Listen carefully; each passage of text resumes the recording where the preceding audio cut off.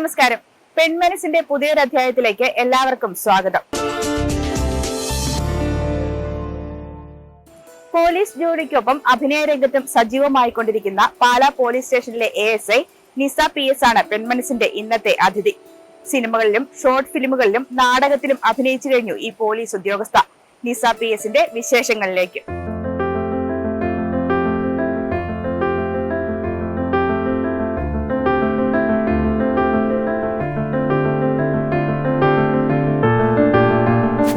First entry എന്ന് പറയുന്നത് എൻ്റെ ഒരു കസിൻ ബ്രദർ ഉണ്ട്. അവനൊരു അമീറ എന്ന് പറഞ്ഞൊരു സിനിമ ഡയറക്ട് ചെയ്തായിരുന്നു. അത് OTT റിലീസാണ്. മീനാക്ഷിയാണ് അതിനകത്ത് മെയിൻ ക്യാരക്ടർ അവതരിപ്പിച്ചത്. ശരിക്കും പോലീസിനെ ഇതിനു മുമ്പ് നമ്മുടെ പണ്ടത്തെ സിനിമയിലൊക്കെ അവതരിപ്പിച്ചിരുന്നത് അതിഭാവുകത്വം നിറഞ്ഞ കഥാപാത്രങ്ങളായിട്ടായിരുന്നു. അതായത് സുപ്പീരിയർ ഓഫീസേഴ്സിനെ തല്ലുന്ന പോലീസുകാര്, അവരെ ചീത്ത പറയുന്ന പോലീസുകാര്. ഒരിക്കലും റിയൽ ലൈഫിൽ അങ്ങനെ ഒരു പോലീസേ അല്ല. അതായത് ഈ ഭരത്ചന്ദ്രൻ അങ്ങനൊരു പോലീസുകാരനാകാൻ ആഗ്രഹിച്ച് സബ് ഇൻസ്പെക്ടർ ആയിട്ട് വന്നവരും പോലീസായിട്ട് വന്നവരും ഒക്കെ നമ്മുടെ ഇതിലോട്ട് വന്നു കഴിയുമ്പോൾ പിന്നെ നിരാശപ്പെടുന്നതായിട്ടാണ് നമ്മൾ കാണുന്നത്. കാരണം ഒരിക്കലും റിയൽ പോലീസ് ജീവിതം അങ്ങനെയല്ല. കാലത്തെ പെൺകുട്ടികളുടെ ഇടയിൽ അല്ലെങ്കിൽ സ്ത്രീകളുടെ ഇടയിൽ ആത്മഹത്യകൾ വളരെ കൂടുതലാണ്. എപ്പോഴും ഡിവോഴ്സ് ആയിട്ട് നിൽക്കുന്ന ഒരു പെൺകുട്ടി സ്വന്തം വീട്ടിലോട്ട് തിരിച്ചു വരുന്നത് ബാധ്യതയായിട്ട് തന്നെയാണ് ഒരു പരിധി വരെ മാതാപിതാക്കൾ കാണുന്നത്. എനിക്ക് പറയാനുള്ള ഒരൊറ്റ കാര്യമുള്ളൂ, ഒരിക്കലും ആത്മഹത്യ അല്ല മാർഗം. നിങ്ങൾക്ക് ഇഷ്ടം പോലെ അവസരങ്ങളുണ്ട്, ജോലികൾ ഇഷ്ടം പോലെ ഉണ്ട്. നിങ്ങൾ പുറത്തേക്ക് ഇറങ്ങിയിട്ട് ഒന്ന് നോക്കിയാൽ അവസരങ്ങളുണ്ട് ഇഷ്ടം പോലെ. ധൈര്യമായിട്ട് ജീവിക്കാനായിട്ടുള്ള ഒരു കപ്പാസിറ്റി അതുണ്ടാക്കിയെടുത്താൽ മാത്രം മതി. ഡ്യൂട്ടിക്കിടയിലുണ്ടായ ഒരു മറക്കാനാവാത്ത ഒരു അനുഭവം ഷെയർ ചെയ്യാം. ഞാൻ കോട്ടയത്ത് ട്രാഫിക് പോലീസ് സ്റ്റേഷനിൽ വർക്ക് ചെയ്തുകൊണ്ടിരുന്ന സമയത്ത് ബസ് അവർ ഇടിച്ചു. അവർ ബസ്സിന്റെ മുൻപിൽ തന്നെ വീണു. പെട്ടെന്ന് ആ ഒരു തോന്നൽ വന്നിട്ട് ഞാൻ ആ സ്ത്രീയെ കയ്യിൽ പിടിച്ച് വലിച്ചു മാറ്റി. അത് കഴിഞ്ഞ് കുറെ ദിവസം കഴിഞ്ഞിട്ട് അവര് ട്രീറ്റ്മെന്റ് ഒക്കെ കഴിഞ്ഞിട്ട് അവര് കോട്ടയത്ത് ഈസ്റ്റ് പോലീസ് സ്റ്റേഷൻ എന്നെ കാണാൻ വന്നു. എന്റെ വലതുകൈ പിടിച്ച് അവർ മുത്തം തന്നു. ട്രോളെന്ന് പറഞ്ഞാൽ ഞങ്ങള് കേരള പോലീസിന്റെ ഒരു പോലീസുകാര് മാത്രം ഉൾപ്പെടുന്ന ഒരു ട്രോൾ ഗ്രൂപ്പ് ഞങ്ങൾക്കുണ്ടായിരുന്നു. നമ്മുടെ പ്രശ്നങ്ങൾ നമുക്ക് ഈ വനിതാ പോലീസിന്റെ ആണെങ്കിലും പ്രശ്നങ്ങളൊക്കെ ട്രോളുകളിലൂടെ നമുക്ക് അവതരിപ്പിക്കാൻ പറ്റുമായിരുന്നു.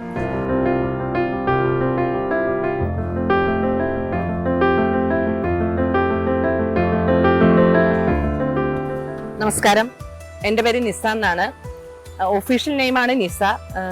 സോഷ്യൽ മീഡിയയിലും കലാരംഗത്തുമൊക്കെ എൻ്റെ പേര് നിഷ ജോഷി എന്നാണ്. ഞാനിപ്പോൾ പാലാ പോലീസ് സ്റ്റേഷനിൽ അസിസ്റ്റന്റ് സബ് ഇൻസ്പെക്ടറായി ജോലി ചെയ്യുകയാണ്. നമ്മളിങ്ങനെ കലാകാലങ്ങളിലായിട്ട് കേൾക്കുന്നതാണ് കാക്കിക്കുള്ളിലെ കലാകാരി അല്ലെങ്കിൽ കാക്കിക്കുള്ളിലെ കലാകാരൻ. അത് പോലീസ്, അതെന്തുകൊണ്ടായിരിക്കും അങ്ങനെ ഒരു പ്രയോഗം? പോലീസുകാർ കലാരംഗത്തേക്ക് വരുന്നത് അത്രയും സ്പെഷ്യൽ ആയിട്ടോ റയർ ആയിട്ടുള്ള കാര്യമായതുകൊണ്ടായിരിക്കുമോ? അതെനിക്ക് തോന്നുന്നത് പോലീസ് എന്ന് പറയുമ്പം ജനങ്ങളുടെ മനസ്സിലൊരു ധാരണ പോലീസ് ഒരു പ്രത്യേക വിഭാഗം, സമൂഹത്തിൽ നിന്നൊക്കെ വേറിട്ട് നിൽക്കുന്ന ഒരു പ്രത്യേക തരം ആളുകൾ എന്നുള്ള രീതിയിൽ കണക്കാക്കുന്നതുകൊണ്ടാണ് പോലീസിന് അപ്പം ഒരു മസിലൊക്കെ പിടിച്ച് അങ്ങനെയുള്ള ഒരു സങ്കല്പമാണ് പോലീസിനെ കുറിച്ച്. അപ്പൊ അതിനുള്ളിൽ ഒരു കലാകാരനുണ്ടെന്ന് പറയുമ്പോൾ അതായിരിക്കും ഒരു അത്ഭുതത്തോടു കൂടി ആളുകൾ നോക്കുന്നത്. പക്ഷെ പോലീസിൽ ഇഷ്ടം പോലെ കലാകാരന്മാരുണ്ട്. സിനിമാ രംഗത്താണേലും എഴുത്തിന്റെ രംഗത്താണേലും മ്യൂസിക് പാട്ടിന്റെ രംഗത്താണേലും ഒത്തിരി കലാകാരന്മാർ. ഇപ്പം നമ്മുടെ മലയാള സിനിമാ ലോകത്തെ തന്നെ നോക്കുകയാണെങ്കിൽ നമ്മുടെ പഴയകാല നടന്മാരിൽ നിന്ന് സത്യൻ, ജഗന്നാഥ വർമ്മ, ഭീമൻ രഘു, അബു സലീം, അങ്ങനെ ഒരുപാട് കലാകാരന്മാർ കേരള പോലീസിൽ നിന്നുള്ളവർ തന്നെയാണ്. അപ്പൊ അവർക്ക് കുറെ പേർക്ക് ഇവരുടെ കഴിവുകൾ പ്രകടിപ്പിക്കാനുള്ള ഒരു അവസരങ്ങൾ കിട്ടുന്നില്ല. പണ്ട് ഒട്ടുമില്ലായിരുന്നു. ഇപ്പം സോഷ്യൽ മീഡിയ ഒക്കെ കുറെ ആക്റ്റീവ് ആയതുകൊണ്ട് അവർക്ക് കുറെ കൂടിയൊക്കെ അവരുടെ കഴിവുകൾ പ്രകടിപ്പിക്കാനായിട്ട് അവസരം ലഭിക്കുന്നുണ്ട്. പിന്നെ പോലീസ് ഓർക്കസ്ട്ര എന്ന് പറയുന്ന ഒരു ഗാനമേള ട്രൂപ്പ് ഉണ്ട്. അതിനകത്തൊക്കെ പോലീസുകാർ പാടുന്ന കേട്ടാൽ നമുക്ക് അത്ഭുതപ്പെട്ടു പോകും. അതുപോലെ കഴിവുകൾ. പിന്നെ സിനിമ ഡയറക്ഷന്റെ ഇതാണെങ്കിൽ ഇപ്പം റോന്തൊക്കെ സംവിധാനം ചെയ്ത, നായാട്ടൊക്കെ സംവിധാനം ചെയ്ത ഷാഹി കോട്ടയം ജില്ലാ പോലീസിന്റെ ഭാഗമായിരുന്നു. പിന്നെ ഷാജി മാറാട്, ആ എഴുതുന്ന നിതീഷ് ജി, ഒരുപാട് കലാകാരന്മാരുണ്ട്. എനിക്ക് പേരറിയാത്ത ഒരുപാട് പേര്. അപ്പം കഴിവുകളുള്ള കുറെ പേരേ ഉള്ളൂ ഇതിനകത്തേക്ക് ഇപ്പം വരുന്നുള്ളൂ. അങ്ങനെയുള്ള ഒരു ഇനിയും തിരിച്ചറിയപ്പെടാത്ത ഒരുപാട് ആളുകൾ ഈ രംഗത്തേക്ക് ഇനിയും വരാനുണ്ട്. ആളുകൾ മനസ്സിലാക്കേണ്ട ഒരു കാര്യം എന്ന് പറഞ്ഞാൽ പോലീസ് എന്ന് പറഞ്ഞാൽ അവരും സമൂഹത്തിന്റെ ഒരു ഭാഗമാണ്. അതായത് സമൂഹത്തിലുള്ള മെറിറ്റ്സും ഡിമെറിറ്റ്സും കഴിവുകളും എല്ലാം, അല്ലാണ്ട് പോലീസ് ഒരു ഏലിയൻ പോലെ ഒരു പ്രത്യേകത അല്ലല്ലോ. അപ്പം ഈ എല്ലാ കഴിവുകളും ഈ സമൂഹത്തിൽ ആളുകളിൽ ഉള്ള പോലെ തന്നെ കലാരംഗത്തുള്ള കഴിവുകളുള്ള അവർ പോലീസിലോട്ട് വന്നാലും അങ്ങനെ കഴിവുള്ളവർ ധാരാളമുണ്ട്. അല്ലാണ്ട് പ്രത്യേകം ഒരു ഇതല്ല എന്നാണ് തോന്നുന്നത്. ഈ പോലീസ് ജോലി തെരഞ്ഞെടുത്ത് കഴിഞ്ഞിട്ടായിരിക്കുമല്ലോ സിനിമയിലേക്കൊക്കെ വന്നത്. ആദ്യത്തെ ഒരു അവസരമൊക്കെ എങ്ങനെയായിരുന്നു കിട്ടിയത്? പോലീസ് ജോലി ഞാനിപ്പോ സർവീസിൽ വന്നിട്ട് 21 വർഷം, ഇപ്പൊ ഈ സെപ്റ്റംബർ വരുമ്പോൾ 22 വർഷം പൂർത്തിയാകും. എനിക്ക് നേരത്തെ മുതൽ തന്നെ അഭിനയത്തോടൊക്കെ താല്പര്യം ഉണ്ടായിരുന്നു. ഞങ്ങൾ പഠിക്കുന്ന സമയത്ത് ഞാൻ ഡിഗ്രിക്ക് പഠിക്കുമ്പോഴും PGക്ക് പഠിക്കുമ്പോഴും നാടകം ചെയ്തിരുന്നു. ഞാൻ PG ചെയ്തത് സംസ്കൃത യൂണിവേഴ്സിറ്റിയിലാണ്. അപ്പൊ ഞങ്ങള് ആ സമയത്ത് MA മലയാളമായിരുന്നു. ഞാൻ മലയാളം എന്ന് പറയുമ്പോൾ അറിയാം, MA മലയാളം എന്ന് പറയുമ്പോൾ തന്നെ ഒരുപാട് കഥകളും കവിതകളുടെയൊക്കെ ഒരു ലോകത്തായിരുന്നു അന്നേരം. അപ്പൊ ഞങ്ങള് സംസ്കൃതം, ഞങ്ങൾക്ക് സബ് ഉണ്ടായിരുന്നു. ഞങ്ങൾ എന്നാലും ഒരു സംസ്കൃത നാടകം ചെയ്തായിരുന്നു. അതിനകത്ത് ഞാനൊരു വൃദ്ധയുടെ വേഷം അഭിനയിച്ചു. അതിന് യൂണിവേഴ്സിറ്റി തലത്തിൽ നിന്ന് ഫസ്റ്റ് ഉണ്ടായിരുന്നു. ആ നാടകത്തിന് എറണാകുളത്ത് വെച്ച് അവതരിപ്പിച്ച നാടകം. അപ്പൊ ആ ക്യാരക്ടറിന് ഒത്തിരി അപ്രീസിയേഷൻ ഒക്കെ കിട്ടി. അപ്പൊ നമുക്ക് നമ്മുടെ ഉള്ളിലൊരു അങ്ങനെ ഒരു ഇതുണ്ട് എന്നുള്ളത് അപ്പോഴേ നമുക്ക് അറിയായിരുന്നു. പിന്നെ അത് കഴിഞ്ഞിട്ട് പോലീസിലേക്ക് വന്നു, ഫാമിലിയായി, കുട്ടികളായി. നമുക്ക് ഇതിനോട്ടൊന്നും വായന നിന്നു, എഴുത്ത് നിന്നു. ആ സമയത്തൊക്കെ എഴുതുമായിരുന്നു ഇഷ്ടം പോലെ. എനിക്ക് PGക്ക് പഠിക്കുമ്പോഴും കഥാരചനയ്ക്ക് ഫസ്റ്റ് കിട്ടിയിട്ടുണ്ട്. ഞങ്ങളുടെ പിന്നെ എനിക്ക് അതിലോട്ടൊക്കെ വരുന്നത് ഞങ്ങളുടെ പോലീസ് ട്രെയിനിങ്ങിന്റെ സമയത്ത്, ആ സമയത്ത് ഞങ്ങള് ഈ കഥാരചനയ്ക്കും ഫസ്റ്റ് കിട്ടി. ഞങ്ങൾ അവിടെ ഒരു നാടകം അവതരിപ്പിച്ചു. ആ നാടകത്തിൽ മെയിൻ ക്യാരക്ടർ ചെയ്ത് ഞാനാണ്. അപ്പൊ അതും ഒരുപാട് വെളിയിൽ നിന്നുള്ള ഒരുപാട് കലാകാരന്മാരൊക്കെ ഓഡിയൻസ് ആയിട്ട് വന്നിരുന്നു. അപ്പൊ എല്ലാരും ഒരുപാട് അഭിനന്ദിച്ചൊരു നാടകമാണ് ഞങ്ങൾ അന്ന് ചെയ്തൊരു നീലക്കുറുക്കൻ എന്ന് പറയുന്നൊരു നാടകം അന്ന് ചെയ്തു. അപ്പോ അങ്ങനൊരു ഇത് ഉള്ളിലുണ്ട്. അത് കഴിഞ്ഞിട്ട് പിന്നെ സിനിമ ഒന്നുമില്ല, പോലീസ് പ്രൊഫഷനിൽ മാത്രം ശ്രദ്ധിച്ച് അങ്ങ് പോകുന്ന സമയത്താണ് 2020 എൻ്റെ ഹസ്ബൻഡ് മരണപ്പെട്ടു. ഹസ്ബൻഡ് മരണപ്പെട്ടു കഴിഞ്ഞപ്പോൾ നമ്മൾ ആ ഒരു ഡിപ്രഷനിലോട്ടൊക്കെ പോയി. അപ്പൊ അതിനെ അതിജീവിക്കാനായിട്ട് ഞാൻ തന്നെ നോക്കിയിട്ട് എനിക്ക് വേറെ മാർഗങ്ങളൊന്നുമില്ല. ഞങ്ങളുടെ മാരേജ് കഴിഞ്ഞിട്ടും ഇന്റർകാസ്റ്റ് മാരേജ് ആയിരുന്നു. അപ്പം സപ്പോർട്ട് ഉണ്ട്, എന്നാൽ പോലും ഒരു പരിധിയിൽ കൂടുതൽ ഒന്നും ഇല്ലായിരുന്നു. അപ്പം കുട്ടികള് പിന്നെ വലുതായി ഞാൻ വല്ലാത്തൊരു അവസ്ഥയിലോട്ട് മാറിപ്പോയ സമയത്ത് എനിക്ക് അതിനെ അതിജീവിക്കാൻ ഞാൻ തന്നെ എന്തെങ്കിലും ചെയ്യണമല്ലോ എന്ന് വിചാരിച്ചിട്ട് ഞാൻ വിചാരിച്ചെന്നാ MPhil ചെയ്യാന്ന് വിചാരിച്ച് അതിനുവേണ്ടി ട്രൈ ചെയ്തു. അപ്പം ഞാൻ പഠിച്ച സബ്ജക്ട് മലയാളം, അതിന് ഗൈഡ് ചെയ്യുന്നവർ അന്നേരം MG യൂണിവേഴ്സിറ്റിയിൽ ഇല്ലായിരുന്നു. അപ്പം പിന്നെ അത് സ്റ്റോപ്പ് ചെയ്തു. പിന്നെ ഇങ്ങനെ ആലോചിച്ചപ്പോഴാണ് കോട്ടയത്ത് സോഷ്യൽ മീഡിയ സെൽ എന്ന് പറഞ്ഞൊരു സംഭവം തുടങ്ങിയ ആ സമയത്ത്. അപ്പൊ ഇതിനകത്ത് കലാകാരൻ പോലീസ്, കോട്ടയം ജില്ലാ പോലീസ് എല്ലാ ജില്ലയിലും ഉണ്ടായിരുന്നു. അപ്പം കോട്ടയത്ത് ഇങ്ങനെ പാടാൻ, അഭിനയിക്കാനൊക്കെ താല്പര്യമുള്ളവരെ ഇതിനകത്തോട്ട് വന്ന് ഞങ്ങളെല്ലാവരും കൂടെ ഒരു നാടകം ചെയ്തു. ആ നാടകത്തില് ഒരു ഏറ്റവും നല്ലൊരു ക്യാരക്ടർ ഡബിൾ റോളിൽ ചെയ്തു. ബോൾഡ് ഒരു സ്ത്രീയും സാധാരണ ഒരു സ്ത്രീന്റെ ക്യാരക്ടർ ചെയ്ത് ആ നാടകം നാടകത്തില് ഡബിൾ റോൾ അല്ലേ? നാടകത്തിൽ ഡബിൾ റോൾ ചെയ്ത് ബസേലിയസ് കോളേജിലും നാമ്പടത്ത് മൈതാനിയില് അവിടെയും ഞങ്ങൾ ആ നാടകം അവതരിപ്പിച്ച്. അപ്പൊ അത് അങ്ങനെ പിന്നെ ആ ഒരു രംഗത്തേക്ക് അഭിനയത്തേക്ക് പിന്നെ ആക്റ്റീവായിട്ട് വന്നത് അങ്ങനെയാണ്.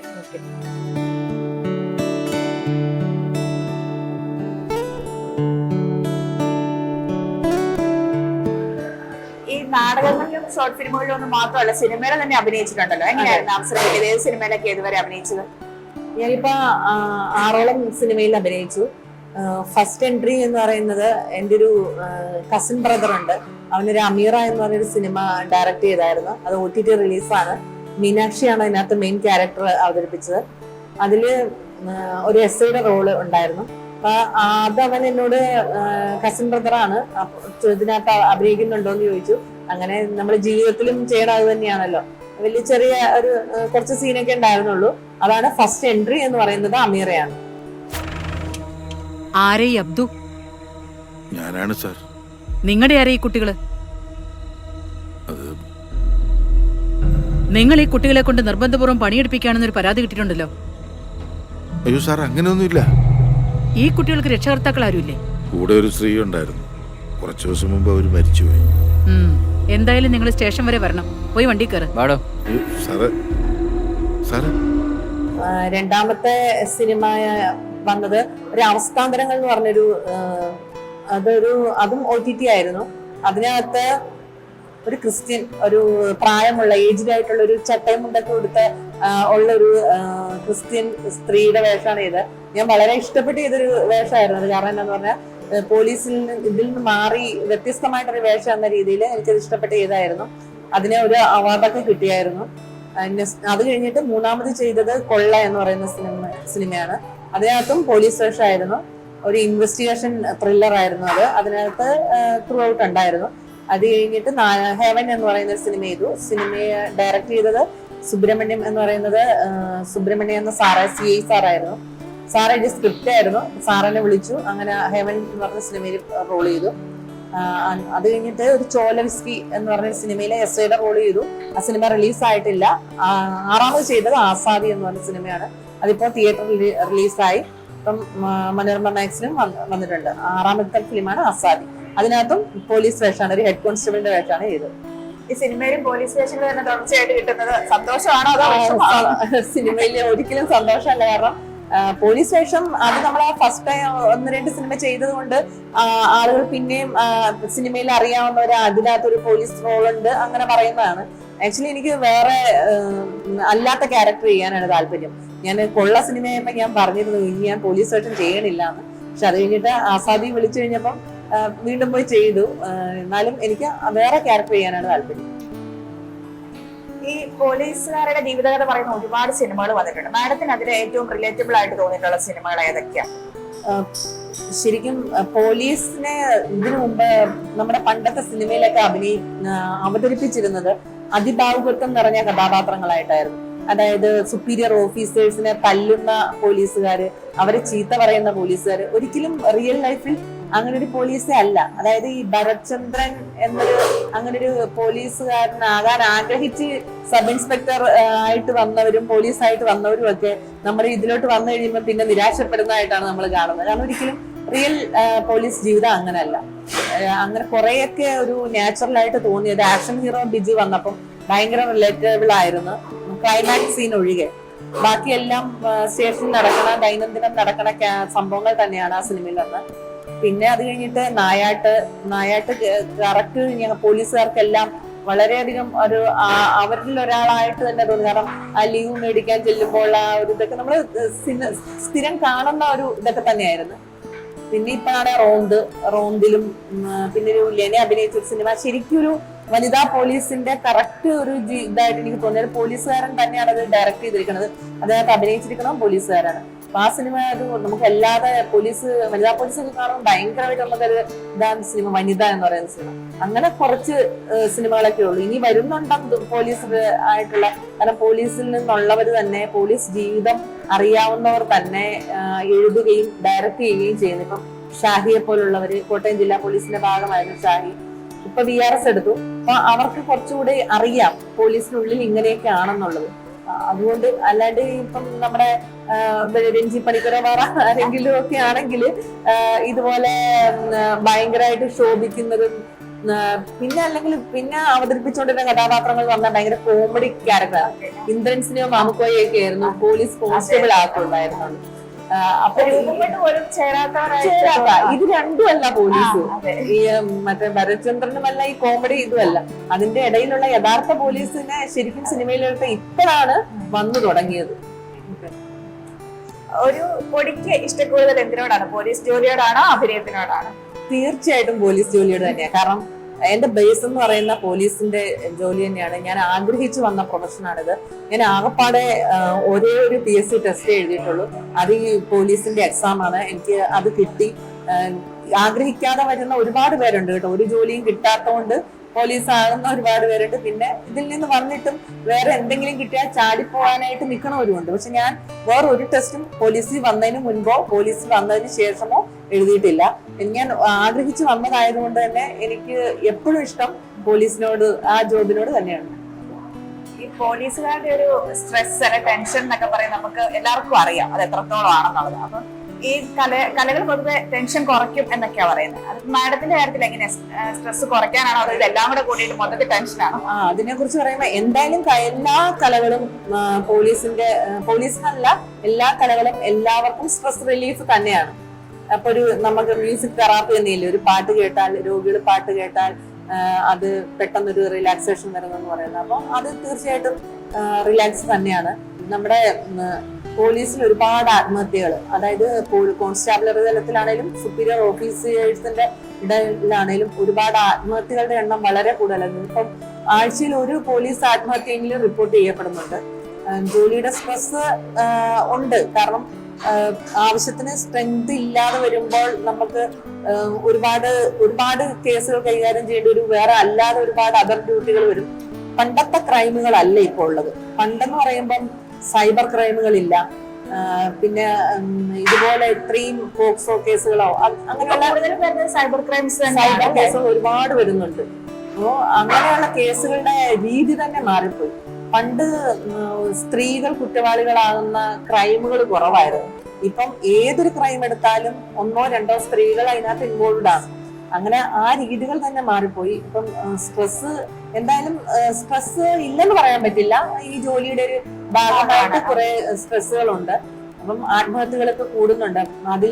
ഇതിൽ നിന്ന് സ്ട്രെസ് കുറയ്ക്കാൻ വേണ്ടിയിട്ട് നമ്മൾ ഇടയ്ക്ക് യോഗയോ അങ്ങനെയുള്ള നമുക്ക് റിലാക്സേഷൻ സ്റ്റേഷനുകളിൽ നമ്മൾ ടൂർ പോവുക, സ്റ്റേഷനിലൊരു അങ്ങനെയുള്ള നമ്മൾ എന്താണോ നല്ല മാർഗങ്ങൾ അതൊക്കെ ആസൂത്രണം ചെയ്ത് ഇടയ്ക്ക് നടപ്പാക്കുന്നുണ്ട്.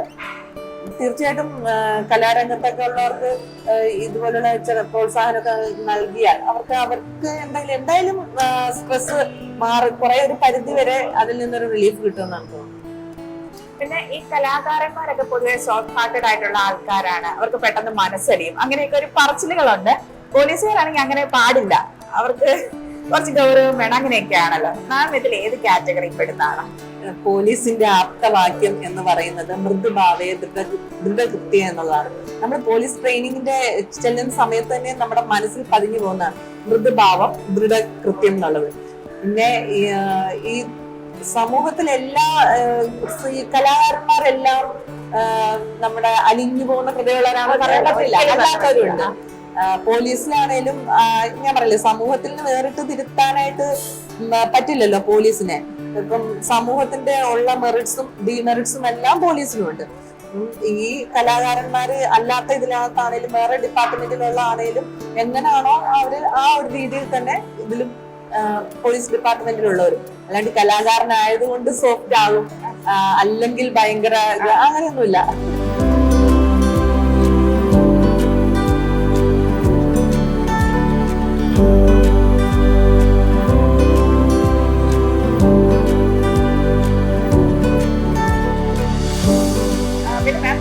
ട്രോളുകളുടെ ഒരു ട്രെൻഡ് കുറെ വർഷങ്ങളായിട്ടുണ്ട്. നമ്മൾ ഒരു ദിവസം ഒരു ട്രോളെങ്കിലും കാണാതെ ഒറ്റ ദിവസവും ഇല്ല. ഇപ്പോഴും അതിങ്ങനെ തുടർന്നുകൊണ്ടിരിക്കുകയാണ്. മാഡം പോലീസുകാരുടെ അവയർനെസ് കൊടുക്കാനായിട്ടൊക്കെ ട്രോളുകളൊക്കെ ചെയ്തിട്ടുണ്ടല്ലോ. അതില് ഏറ്റവും കൂടുതൽ അഭിനന്ദനം കിട്ടിയിട്ടുള്ള ഒരു ട്രോൾ ഏതാ? അത് എത്രത്തോളം സഹായിക്കുന്നുണ്ട്?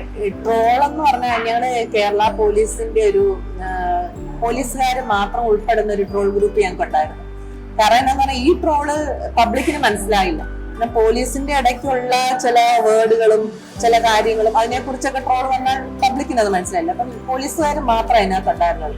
ഈ ട്രോൾ എന്ന് പറയുമ്പോൾ തന്നെ അറിയാലോ, നമ്മള് മറ്റുള്ളവരെ ഒരു കളിയാക്കുന്നല്ല ഞാൻ പറഞ്ഞ, പക്ഷെ ഇൻഡയറക്റ്റ് ആക്ഷേപഹാസ്യം എന്ന് പറയുന്ന അത് എനിക്ക് ഭയങ്കര ഇൻട്രസ്റ്റ് ഉള്ള ഒരു കാര്യമായിരുന്നു. ഞാൻ ഇപ്പം കുറച്ചായിട്ട് അത് നിർത്തി വെച്ചിരിക്കുകയാണ്. കുറെ ട്രോളുകൾ ചെയ്യുന്ന ഓരോരോ സബ്ജക്ട് വരുമല്ലോ, അത് നമ്മൾ പോലീസുമായിട്ട് കണക്ട് ചെയ്യും. പിന്നെ ഞങ്ങള് നമ്മുടെ പ്രശ്നങ്ങൾ നമുക്ക് ഈ വനിതാ പോലീസിന്റെ ആണെങ്കിലും പ്രശ്നങ്ങളൊക്കെ ട്രോളുകളിലൂടെ നമുക്ക് അവതരിപ്പിക്കാൻ പറ്റുമായിരുന്നു. അങ്ങനെ വേറെ നമുക്ക് പറയാതെ കുറെ കാര്യങ്ങൾ പറയാനായിട്ട് ട്രോളുകളിലൂടെ കഴിഞ്ഞിട്ടുണ്ട്. ഇപ്പോ ട്രോളുകൾ കുറച്ച് ലിമിറ്റ് ചെയ്തിട്ടുണ്ട്. കാരണം പോലീസ് എന്ന് പറയുന്ന ഒരു അച്ചടക്ക സേന ആയതുകൊണ്ട് നമുക്കൊരിക്കലും ഒരു പരിധിയിൽ വിട്ടുള്ള ട്രോളുകളൊന്നും നമുക്ക് ആക്സെപ്റ്റ് ചെയ്യാനോ അത് നമ്മുടെ സുപ്പീരിയർ ഓഫീസേഴ്സ് നമുക്ക് അതിനുള്ള അനുമതി തരികയോ ചെയ്യില്ല. പിന്നെ ഒരു വിഭാഗത്തെ നമുക്ക് അങ്ങനെ കർശനമായിട്ട് വിമർശിച്ചുകൊണ്ടുള്ള ട്രോളുകളും ഇടാൻ പറ്റില്ല. അതുകൊണ്ട് ആ അച്ചടക്ക സേനയിൽ ഊന്നി നിന്നുകൊണ്ടുള്ള ട്രോളുകളും ആക്ഷേപഹാസ്യം അത് പോലീസുകാരെല്ലാവരും ആസ്വദിക്കുന്നുണ്ട് കേട്ടോ. ഞങ്ങളുടെ ഈ ട്രോൾ എന്ന് പറയുന്നത് പോലീസ് സ്റ്റേഷന്റെ ഗ്രൂപ്പുകളിലോട്ടൊക്കെ പെട്ടെന്ന് ഷെയർ ചെയ്യപ്പെടുമല്ലോ. അപ്പൊ നമുക്ക് ഈ ഡ്യൂട്ടിയുടെ ഇടയ്ക്കാ നോക്കുമ്പോ ഭയങ്കര ഇതായിട്ട് ഒരു ടെൻഷൻ ഫ്രീ ഉള്ളൂ. സിനിമയിലൊക്കെ അഭിനയിച്ച ആളായതുകൊണ്ട് അതൊരു പ്രിവിലേജ് ആണ്, അതൊരു സ്റ്റാർ വാല്യൂ ഒക്കെ തരുന്നുണ്ടോ? ഒരിക്കലും ഇല്ല. പോലീസിന് അങ്ങനെ ഒരാളെ നമുക്കൊരു പ്രത്യേക പ്രിവിലേജ് കൊടുത്തിട്ട് ഒരു സ്റ്റേഷനിൽ നമുക്ക് ഇരുത്താനായിട്ട് പറ്റില്ല. കാരണം ഇങ്ങനെ ഡ്യൂട്ടികൾ വന്നുകൊണ്ടിരിക്കുകയാണ്. ഡ്യൂട്ടികൾ വന്നിട്ട് ഇന്ന് ചെയ്യുന്ന ഡ്യൂട്ടി അല്ല നാളെ നമ്മൾ ചെയ്യണത്. ഇന്ന് നമ്മൾ കാണുന്ന ആളുകളെ അല്ല പബ്ലിക് വരുന്നത്. ഒരു ദിവസം ചെയ്യുന്ന ഡ്യൂട്ടി ചിലപ്പോൾ പിന്നീട് ഒരിക്കലും ചെയ്യേണ്ടി പോലും വരില്ല. കാരണം വേറൊരു ഡിപ്പാർട്ട്മെന്റ്, ഇപ്പൊ ഒരു LD ക്ലർക്ക് അല്ലെങ്കിൽ ഒരു ബാങ്ക് എംപ്ലോയി, അവർക്കൊക്കെ സ്ഥിരം, അല്ലെങ്കിൽ ടീച്ചേഴ്സ്, ഇവർക്കൊക്കെ ഒരേ പണി തന്നെയാണ് പിന്നെയും ചെയ്യേണ്ടത്. പക്ഷെ പോലീസിന് എന്നും വ്യത്യസ്തമായിട്ടുള്ള പണികൾ, വ്യത്യസ്തമായിട്ടുള്ള ആളുകൾ. ഒരു 10 പെറ്റീഷൻ ഒരു ദിവസം വന്നാൽ 10 പെറ്റീഷനും ഡിഫറെന്റ് ആയിട്ട് ഉള്ളതായിരിക്കും. ഒരു മോഷണമാണെങ്കിൽ തന്നെ നടന്നാലും അത് 2 മോഷണം കേസ് ഉണ്ടെങ്കിൽ രണ്ടും 2 രീതിയിലുള്ളതായിരിക്കും. ഒന്ന് ഹൗസ് ബ്രേക്കിംഗ് ആണ്, ഒന്ന് വേറൊരു രീതിയിലുള്ള. അപ്പൊ എല്ലാം വ്യത്യസ്തമായിട്ടുള്ള ഇതാണ്. അപ്പൊ ഒരിക്കലും നമുക്ക് ഒരാളെ ഒരു പ്രത്യേക പ്രിവിലേജ് നൽകി ഈ ചട്ടക്കൂടിയുടെ സ്റ്റേഷനിൽ നിന്ന് നമുക്ക് മാറ്റിയിരുത്തി അങ്ങനെ പറ്റില്ല. എല്ലാവരും അതിനകത്ത് അങ്ങ് ആക്റ്റീവായിട്ട് പോയാൽ ആ സിസ്റ്റം എന്നാലേ ഉള്ളൂ നല്ല രീതിയിൽ നടക്കുകയും ഓടിപ്പോവുകയും ചെയ്യുന്നത്. ഈ ഡ്യൂട്ടിക്കിടയിൽ ഉണ്ടായ ഒരു മറക്കാനാവാത്ത ഒരു അനുഭവം ഷെയർ ചെയ്യുമോ? ഡ്യൂട്ടിക്കിടയില് എന്റെ മനസ്സിൽ തങ്ങി നിൽക്കുന്ന 2 സംഭവങ്ങളുണ്ട്. ഒന്ന്, ഞാൻ കോട്ടയത്ത് ട്രാഫിക് പോലീസ് സ്റ്റേഷനിൽ വർക്ക് ചെയ്തുകൊണ്ടിരുന്ന സമയത്ത് കോട്ടയത്ത് കഞ്ഞിക്കുഴിയിൽ ട്രാഫിക് ചെയ്യായിരുന്നു. ഞാൻ സീബ്ര ലൈൻ്റെ അവിടെ ആയിരുന്നു ഡ്യൂട്ടി, സ്കൂൾ ടൈം ആയിരുന്നു. ഞാൻ ബസ്സിന് സ്റ്റോപ്പ് കൊടുത്തു. ഒരു ലേഡി എന്നെ വിശ്വസിച്ച് എന്റെ കൈയുടെ സിഗ്നൽ നോക്കി അവര് ക്രോസ് ചെയ്ത് വന്നു. പക്ഷെ ബസ് വന്നിട്ട് ബസ്സിന് ബ്രേക്ക് കിട്ടാഞ്ഞിട്ടാണോ എന്താണെന്ന് അറിയില്ല, ബസ് അവർ ഇടിച്ചു. അവർ ബസ്സിന്റെ മുൻപിൽ തന്നെ വീണു. ബസ് പക്ഷെ നിന്നില്ല. അപ്പൊ ഞാൻ പെട്ടെന്ന് ആ ഒരു തോന്നൽ വന്നിട്ട് ഞാൻ ആ സ്ത്രീയെ കയ്യിൽ പിടിച്ച് വലിച്ചു മാറ്റി. അപ്പം ബസ് അവരുടെ ദേഹത്ത് കയറാതെ അവര് രക്ഷപ്പെട്ടു കഴിഞ്ഞിട്ട് പക്ഷെ അവർക്ക് ഫ്രാക്ചർ ഉണ്ടായിരുന്നു. കവിളലിൽ പൊട്ടി, താടിയിലൊക്കെ പൊട്ടി. ബസ് അവരുടെ ശരീരത്ത് കയറി ഇറങ്ങിയില്ല എന്നുള്ളത് മാത്രം. അത് കഴിഞ്ഞ് കുറെ ദിവസം കഴിഞ്ഞിട്ട് അവര് ട്രീറ്റ്മെന്റ് ഒക്കെ കഴിഞ്ഞിട്ട് അവര് കോട്ടയത്ത് ഈസ്റ്റ് പോലീസ് സ്റ്റേഷനെ കാണാൻ വന്നു. എന്റെ വലതു കൈ പിടിച്ച് അവര് മുത്തം തന്നു. അത് എനിക്ക് ഭയങ്കര മറക്കാനാവാത്തൊരു ഇതായിരുന്നു. അന്ന് അത് മനോരമ പത്രത്തിലാന്ന് തോന്നുന്നു, ജീവന്റെ മുത്തം എന്ന് പറഞ്ഞിട്ട് അവര് ആ ഒരു ഇത് ഫോക്കസ് ചെയ്ത് എഴുതിയിട്ടുണ്ടായിരുന്നു. അതൊരു സംഭവം. കാരണം അവരുടെ മനസ്സിൽ എപ്പോഴും നമ്മളത് ഉണ്ടാവുമല്ലോ, ആ ഒരു ലൈഫ്. അതല്ല ഏറ്റവും ജീവൻ കൊടുക്കുക എന്ന് പറഞ്ഞു.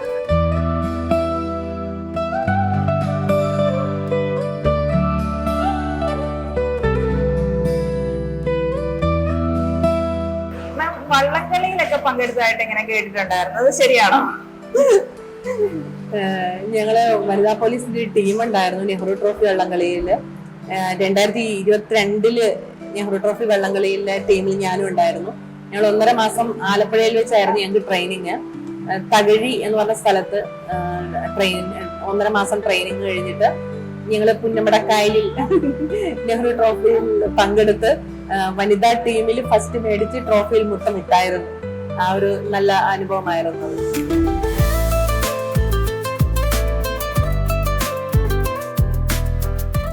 ഫാമിലിയെ കുറിച്ച് ഒന്ന് പറയാം. ഫാമിലി, എന്റെ ഹസ്ബൻഡ് 5 വർഷം മുമ്പ് മരിച്ചുപോയി. മോളും മോനുമാണുള്ളത്. മോള് BSc നഴ്സിംഗ് കഴിഞ്ഞിട്ട് സൗദിയിൽ ജോലി ചെയ്യാണ്. മോൻ ചൂണ്ടച്ചേരി കോളേജിൽ പഠിക്കുകയാണ്. എന്റെ ഹസ്ബൻഡിന്റെ വീട് ഏറ്റുമാനൂരാണ്, സ്വന്തം വീട് തലയോലപ്പുറത്താണ്.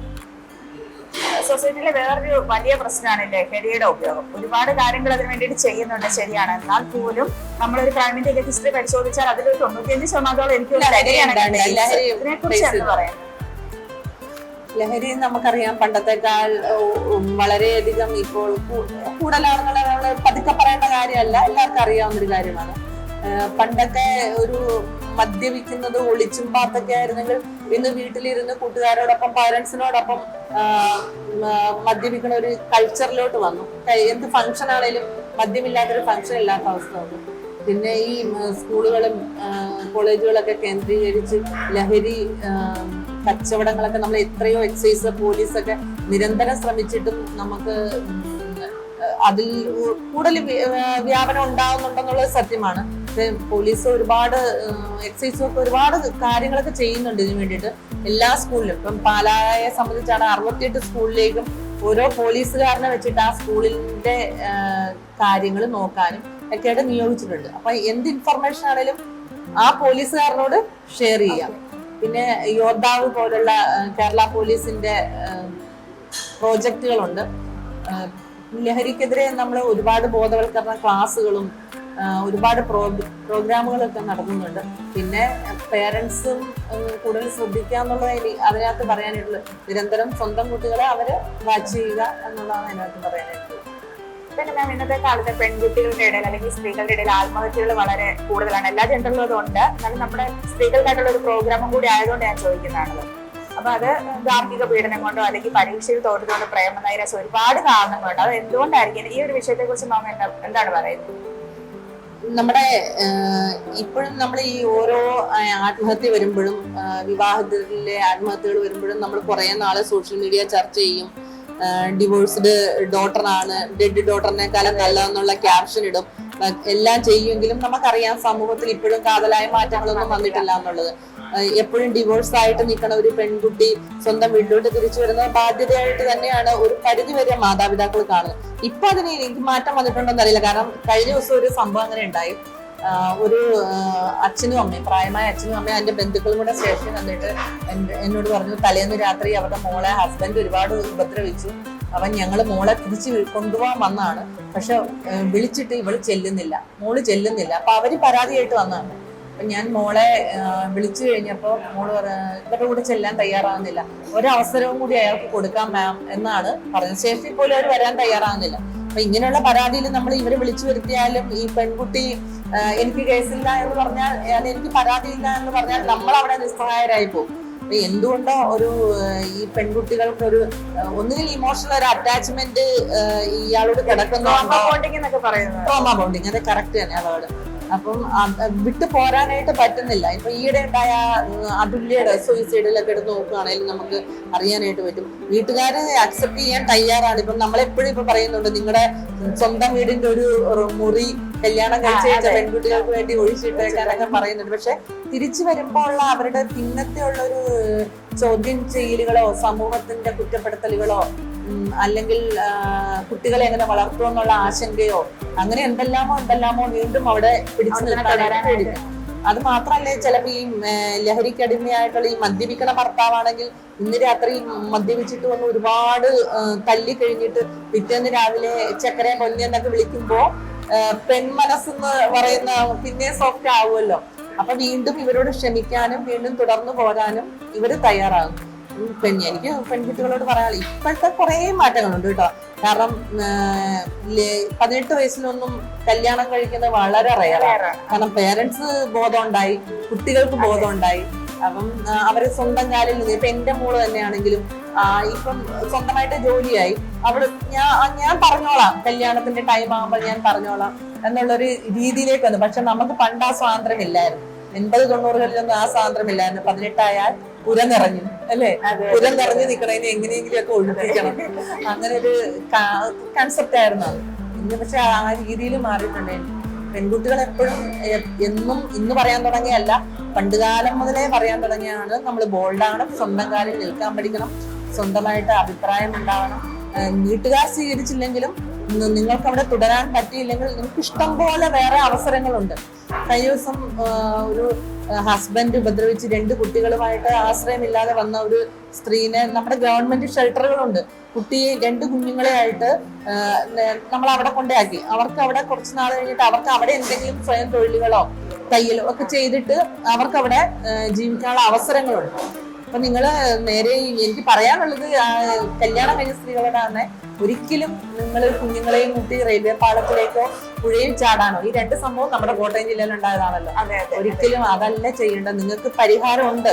ഇപ്പൊ എല്ലാ പോലീസ് സ്റ്റേഷനിലും കൗൺസിലിങ്ങിന് ആളുണ്ട്. കുട്ടികളുടെ കൗൺസിലിങ്ങിനും വിവാഹിതരിലെ പ്രായമായവരുടെ കൗൺസിലിങ്ങിനും ഞാൻ പാലാ പോലീസ് സ്റ്റേഷനിലാണ്, അവിടെ ആള് വരുന്നുണ്ട്. അപ്പൊ ഈ പ്രശ്നങ്ങളുമായിട്ട് വരുന്നവർക്ക് കൗൺസിലിങ്ങോ അല്ലെങ്കിൽ മറ്റു നിങ്ങൾക്ക് ഷെൽട്ടറുകൾ, അതെല്ലാം ഞങ്ങൾക്ക് പറ്റും. അങ്ങനെയുള്ള സഖി പോലും ഇപ്പൊ കോട്ടയം ജില്ലയിലാണെങ്കിൽ കോഴയിൽ സഖി ഉണ്ട്. അപ്പം അങ്ങനെ നമുക്കൊരു പോകാൻ സ്ഥലമില്ല എന്നുള്ള അവസ്ഥയല്ല.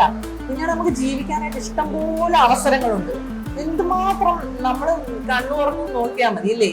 അവസരങ്ങളുടെ ഒരു വിശാലമായ ലോകം തുറന്നു കിടക്കുന്നുണ്ട്. അപ്പൊ ഒരിക്കലും ആത്മഹത്യയിലേക്ക് പോയി. പിന്നെ ഈ ചെറുപ്രായത്തിലുള്ള പെൺകുട്ടികളുടെ ആത്മഹത്യ എനിക്ക് തോന്നുന്നു കൂടുതലും പ്രണയ നൈരാശ്യം, അത് അങ്ങനെ നമ്മൾ കുറെ കാണുന്നുണ്ടല്ലോ. റീൽസിൽ കണ്ട ജീവിതം ആണെന്ന് തെറ്റിദ്ധരിച്ചിട്ട് അങ്ങനെ പോകുന്ന അങ്ങനെയുള്ള കുറെ കുട്ടികൾ ചതിക്കുഴികളിലൊക്കെ പെടുന്നുണ്ട്. അത് മാത്രമേ ഉള്ളൂ. പക്ഷെ ഇപ്പം അത്യാവശ്യം ബോൾഡാണ്. ആത്മഹത്യകളുടെ എണ്ണം കുറയുന്നില്ല. അത് വേറൊരു വശമാണ് ഇതിന്റെ. കുട്ടികളാണേലും ഇഷ്ടം പോലെ ചെറിയ കാര്യങ്ങൾക്ക് വരെ, അത് സ്കൂൾ തലത്തിൽ തൊട്ടോ അല്ല, ഇപ്പം നമ്മൾ SPCയുടെ ഭാഗമായിട്ടുള്ള കുട്ടികൾക്കൊക്കെ ഞാൻ 2 സ്കൂളിൽ SPC പഠിപ്പിക്കുന്നുണ്ടായിരുന്നു. നീണ്ടൂർ SKVയിലും പാറമ്പുഴ ഹോളി ഫാമിലിയിലും. SPCയിലുള്ള കുട്ടികൾക്ക് നമ്മൾ നിരന്തരം കൗൺസിലിങ്ങും കാര്യങ്ങളും ക്ലാസ്സുകളും ഒക്കെ കൊടുക്കുന്നുണ്ട്. അപ്പൊ കുറച്ചുകൂടെയൊക്കെ ബോൾഡാക്കത്തക്ക രീതിയിലുള്ള കുട്ടികളാണ് വെളിയിലേക്ക് വരുന്നത്. എനിക്ക് എപ്പോഴും പെൺകുട്ടികളോടും വിവാഹിതരായവരാണെങ്കിൽ തന്നെയും എനിക്ക് പറയാനുള്ള ഒരൊറ്റ കാര്യമുള്ളൂ, ഒരിക്കലും ആത്മഹത്യ അല്ല മാർഗം. നിങ്ങൾക്ക് ഇഷ്ടം പോലെ അവസരങ്ങളുണ്ട്, എന്ത് ജോലികൾ ഇഷ്ടം പോലെ ഉണ്ട്. നിങ്ങളൊന്ന് ഒരു ഒതുങ്ങിയ ആ ചട്ടക്കൂടിനുള്ളിൽ നിൽക്കുന്നതുകൊണ്ടാണ്. നിങ്ങൾ പുറത്തേക്ക് ഇറങ്ങിയിട്ട് ഒന്ന് നോക്കിയാൽ അവസരങ്ങളുണ്ട് ഇഷ്ടം പോലെ. ധൈര്യമായിട്ട് ജീവിക്കാനായിട്ടുള്ള ഒരു കപ്പാസിറ്റി അതുണ്ടാക്കിയെടുത്താൽ മാത്രം മതി. ഇതിലെ ആത്മഹത്യ തെരഞ്ഞെടുക്കരുത്.